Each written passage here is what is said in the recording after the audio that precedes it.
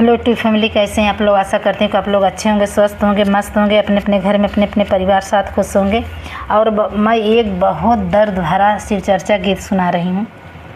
ये बहुत दर्द भरा गीत है और सही भी है अगर सोचा जाए तो।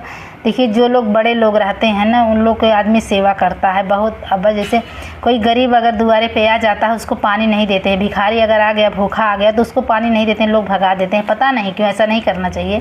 और कोई बड़ा इंसान आता है ना, तो उसको बैठाएंगे, चाय पानी नमकीन बिस्किट खुद देते, बहुत देते हैं, बहुत सेवा करते हैं उसका।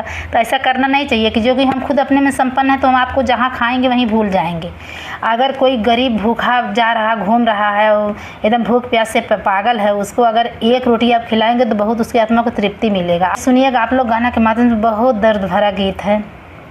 मैं जब इसको लिखी थी तो एकदम रो रो के लिखी थी, लेकिन सुनिएगा आप लोग। के करा से कहीं दिल के बतिया हो, के मोर सुनी है विपतिया। के करा से कहीं दिल के बतिया हो, के मोर सुनी है विपतिया। सुनी है विपतिया रामा, सुनी है विपतिया। सुनी है विपतिया रामा, सुनी है विपतिया। कैसन लिखे विधना की समातिया हो, के मोर सुनी है विपतिया। कैसन लिखे विधना की समातिया हो, के मोर सुनी है विपतिया। कैसे कहीं दिलावा के बतिया हो, के मोर सुनी है विपतिया। नैहरे में माई नाही नाही मोर बापैया। नैहरे में माई नाही नाही मोर बापैया। भाई भौजाई मोर फेरे नजरिया। भाई भौजाई मोर फेरे नजरिया। अरे दुखवा में बीतल दीना रातिया हो, के मोर साई है विपतिया। दुखवा में बीतई दीना रातिया हो, के मोर सुनी है विपतिया। कैसे कहीं दिलावा के बतिया हो, के मोर सुनी है विपतिया।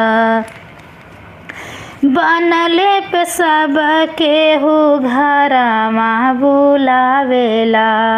बनले पे सब केहू घरमा बुलावेला।